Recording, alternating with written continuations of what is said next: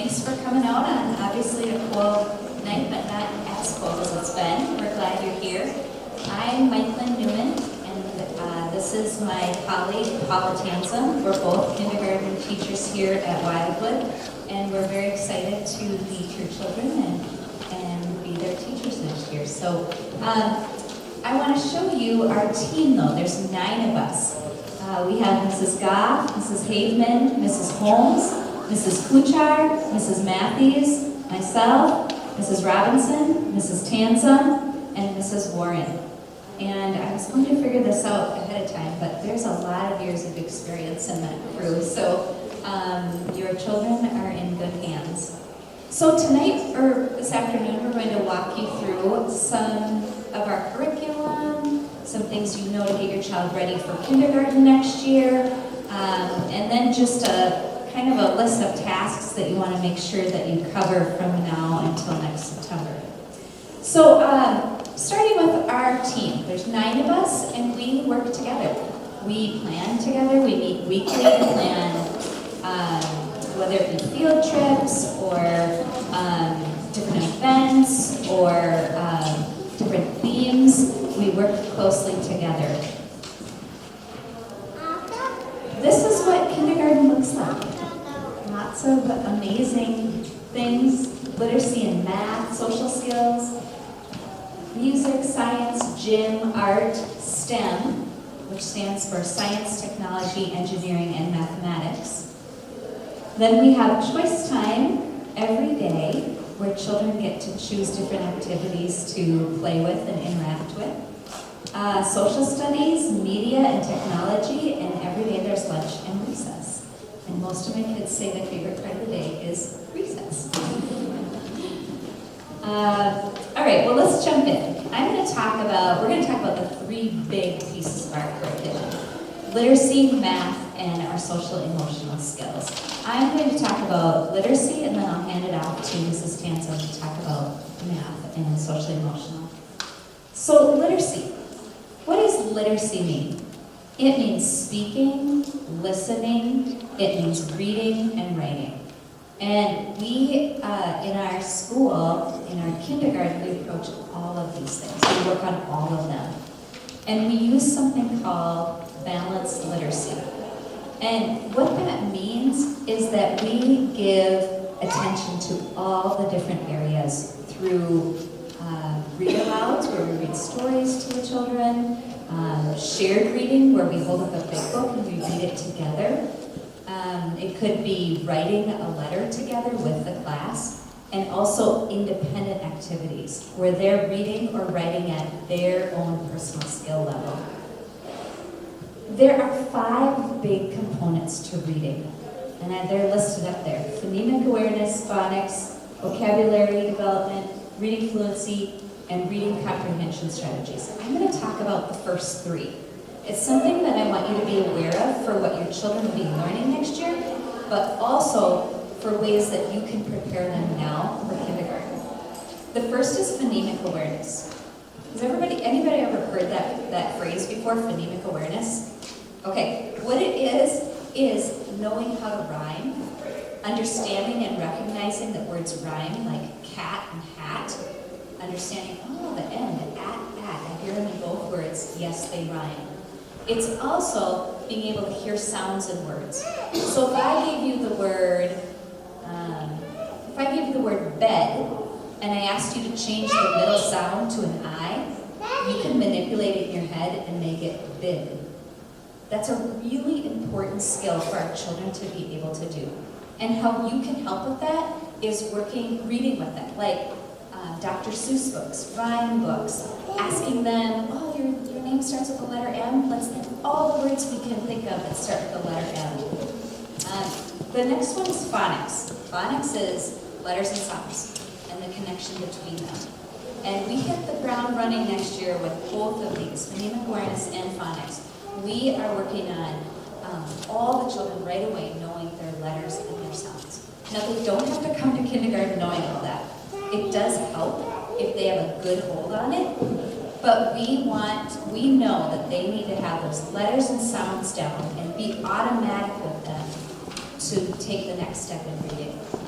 And then the third one I want to talk about is the vocabulary development. So children need to have a huge vocabulary because when you're reading, you come to a word that you don't know how to read, but you start to sound it out and something clicks, and you say, oh, I know that word. That's why vocabulary development helps. It's like a treasure inside of you that when you're reading, you can pull these different words out and make sense of it. So, what can we be doing now? Reading to your kids. Reading, reading, reading. Because oftentimes the books we read have words that we don't use in regular conversation, and it will expand your child's vocabulary. We work on all 5 of these components in kindergarten. And again, we come at it from a balanced literacy approach, which has all these different activities, but we're focusing on these skills. So that's our reading. I'm going to hand it over to Mrs. Tansum to talk to you about math. Hello, friends. Math. So math expressions, again, that's the curriculum that we use to teach your kids math. And some of the big pieces of math is we write it, we talk about math, we build a number sense. What number sense means is that numbers aren't that tricky. Once you know 1 through 10, and you can connect it to 11 through 20, and 20 through 30, and pretty soon someone will look at us and say, Mrs. Tansen, it's like a pattern. You're like, yep, go tell your friends. Because once you see that numbers make sense, numbers work in a pattern, there's an order, and it goes over and over again, then math isn't so hard. And pretty soon we're 1 through 100 like that, and we can start to understand that if we add 3 plus 7, we can also add 13 plus 7. And it makes sense, so we can start to manipulate those numbers and change those numbers. We do a lot of hands-on learning. So you have to touch math to do math. We use blocks, we use cubes, we use counters, we use something called a reck and write that looks like an old-fashioned abacus. And we let the kids see the numbers, show the numbers, tell the numbers. Now it's one thing to be able to rope count to 20, and it's another thing to understand groups, and that a group of 13 is bigger than a group of 9, and you can look at 2 groups and know right away. So having that number sense, having that understanding of quantities is what we do, and we do it with a lot of manipulatives. Again, Michael said, what can you do at home to get them ready for kindergarten with literacy? With math, same kinds of things every single day. We need to have about 7 cups. Get the cups on the table, you need to count out 7 of them. I need 4 forks, I need 4 knives, get those out on the table. Yes, you can have snack, you can have 13 animal crackers. It sounds funny, but get them to start counting and understanding numbers, seeing the symbols, writing the symbols, but making groups and sets of numbers so that they understand numbers and they're ready to go. You have millions of ways you can do hands-on activities at home and building numbers, counting numbers, relating numbers, and making sets. So do that. That complex instruction piece is our problem-solving piece, and it's also our group piece. So we do things with kids where they work in groups and they have to rely on each other to solve problems. They have to talk about math. They have to use math vocabulary and math language to understand and solve the problem as a team, which is such an important part of kindergarten. And it brings us to our social and emotional piece. When you move into kindergarten, you move into a team. You're moving into a team of 21 or 22 students in a classroom, and we have got to be ready socially and emotionally. And the way we learn to get along with other people is being in the classroom. That piece of playtime, that's when we get to talk. That's when we get to work on problems. That's when we get to pretend. That's when we get to negotiate and figure out how many blocks do we get and how many blocks do I get. So every day we will have a playtime, and we work on social skills. What do you do when you feel left out and you want to join someone? How do you ask appropriately? What do you do if you see someone else being left out? And understanding that, I can feel for that person. How can I make them feel invited? How do I deal with being angry? Because if you're going to be in a room with 22 kids, you're going to have times that you're going to be angry. How do you deal with someone who's frustrated with you? How do you tell them, I'm sorry, it was an accident. How can I help you? How can I fix this? And that being sorry doesn't mean that you did something wrong. You simply had an accident, but all those skills are skills that we work on. And if you look on the side, we use responsive classroom. That's our community. Once you feel safe in our community of 22 kids, then you're ready to learn. You have to know your peers. You have to feel like you make mistakes. You have to trust the people around you, that they're going to be there every day, and we're going to have some consistency. We're going to build friendships. And so all those pieces are a part of that social and emotional that we do with responsive classroom. Our second step lessons, those are our lessons that teach us how to deal with problems and conflict. And we work it out, and we do role playing and scenarios to help understand how to deal with all the kids in the classroom. And then our toolbox tools I listed, those are tools that we can use when we're upset. So we can use the breathing tool, and we can take a couple of really big breaths. We can take some time away. Maybe you can walk away from a friend for a little while. Sometimes we have to apologize. Sometimes we have to forgive. So all of those tools are things that we use with your students, because once they feel like they're safe, they understand the community, they can work with other people, they trust their teachers and the building and the people around them, that's when all the learning happens. So we do a lot with this social and emotional piece in kindergarten, and slowing down and taking the time to feel that and feel good about it is going to make their learning great. So it's a big piece of our curriculum. What's a Wildwood specialist? I always say to my kids, these teachers are super special because they're experts in their field. Mrs. Eckert is an expert at art. She can get things done, and if you looked at some of the stuff in the hallway that I don't think I could do as an adult, but she's getting 8-year-olds and 6-year-olds to do these art pieces.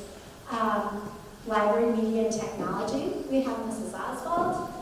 We have a couple of music teachers, Mrs. Fisher and Mrs. Walsh. Fayette is Mrs. Summer, and then STEM, again, that's our science, technology, engineering, and math, is Mrs. Comfort. They're pictured up there. Every day, your child will go to a specialist. And so when they go to their specialist, art is 50 minutes along with media and STEM. So they go for a 50-minute class once a week. Music and gym are twice a week, and they're 25 minutes. So they go to music and gym on the same day, and they kind of flip-flop 25 minutes too. But for 50 minutes a day, one of these other experts will be with your kids and teaching them their expertise in what's going on at school. Am I passing it back to you? No. I'm doing volunteers. Okay, so volunteers in the classroom. How can you be involved in the classroom? You can come in and work with kids. We have something called centers, and we put out a schedule, and we ask parents to come in and be center volunteers. We will lay out the materials, we will tell you how to do it, we can explain it to you, and you can work with small groups of kids. We have lots of field trips. We have special days like frolic days where we ask parents to come in and again run stations and help our kiddos. Guest speakers, you can come in and help with lunch and recess. The kids always like that. Now, if you're going to work with kids at Wildwood, you need to have a background check. And it is very simple. If you go to Wildwood online, which we'll show you later, you do your little background check. It does have a fee. I think it's a $10 fee, but then you're good forever and ever. So you don't have to do it every year. Once you do your background check, you're good. So you'll be able to find that on our website, and any parent that volunteers to work with children. So if you're coming in to work with groups of kids, you need a background check. So that's just something to keep in mind, and it's one of those things that you can do even prior to the start of next year to have that done. And we do check at the beginning of the year to make sure all of our volunteers have that done. Okay, I'm going to turn it back to my friend. Okay, how you doing? I was just listening, thinking we give you a lot of information today. So thanks for sticking with us here. Let's talk about how you can prepare your child for kindergarten. If you look on the second page of your packet, there's a list of skills there. And there's skills like counting to 10, they're writing your name, lots of good information there. And I will say that they're going to learn so much next year. It's amazing. I always like to compare my kids to, tadpoles to frogs. They grow so much in their kindergarten year. They're taking in a ton of information. Anything you can do to get them ready really helps them start on the right foot when they come to kindergarten. And you can do this by playing games. You can do it by reading books. You can make it very fun for them while learning. Today they're coming home with a sheet that has their name written. We call it the kindergarten way. And they'll come home with it. Their name is written, and there's a couple spaces for you to practice with them. I know some people have put that in like a plastic sleeve and used a dry erase marker and had their child practice it. We do always say that we start with a capital letter and the rest are lowercase. Now, most of our kids come in writing their name all capitals. That's totally fine. But if they're just starting to write their name, you can practice it the way that they will learn in kindergarten. And then I want to talk about the supplies. On the website, you will see, on our Matamidi website, you will see a list of supplies that they need for kindergarten. You will also get a list in their back to school letter that comes out in August that's specific to your child's teacher.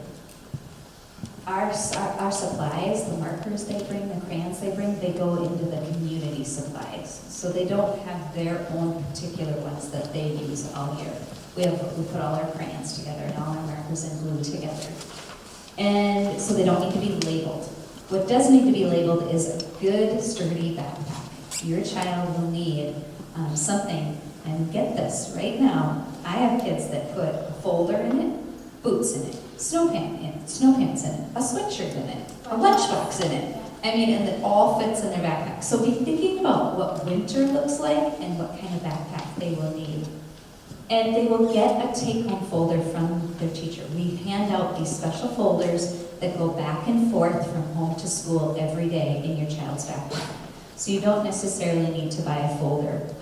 That is something that we will give them. And, check that website out, because I know some, not me, but some people like to get an early start on shopping, and you can get some really good deals at Target or Walmart on crayons and markers and things like that.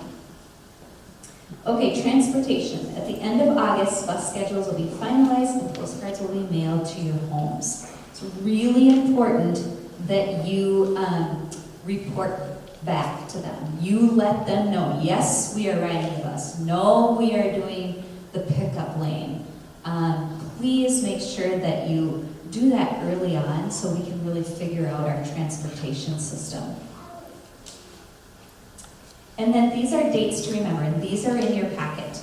So the first one is we will have an open house on Thursday, August 29th. And that's where you will come in, meet your teacher, tour the school. You can check on things like your lunch account. You can go walk on a bus and talk with your child about sitting on the bus and be respectful and things like that. But it's a great night, so put it on your calendar so that your child really has that initial meeting with their teacher before the first day. That makes the first day a lot easier. And then kindergarten here at Wildwood starts 2 days later than our first and second grade. Our first and second graders will be starting on Tuesday, September 3rd. Kindergarten starts on Thursday, September 5th.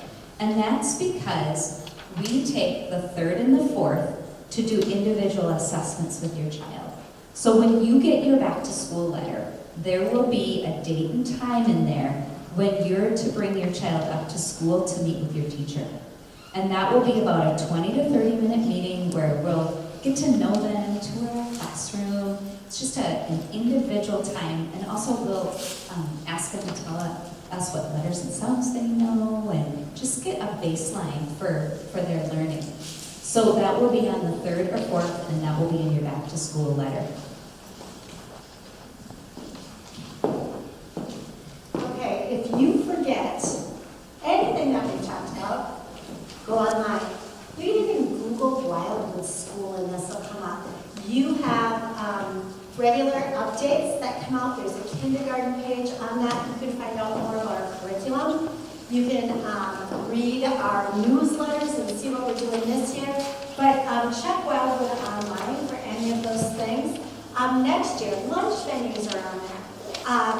Information about school closing was on there. There's a staff directory so you can link to any of those specialist teachers or any of the people that you want. There's internet links on there, so activities you can do at home or resources for you at home. So really check that out. A couple of things that you should know ahead of time, or you can do ahead of time, that's up there. First of all, your class placement survey. If you have information about your child that you would like to share with our administration on placement, fill out that class placement survey. That's going to be on the website in April.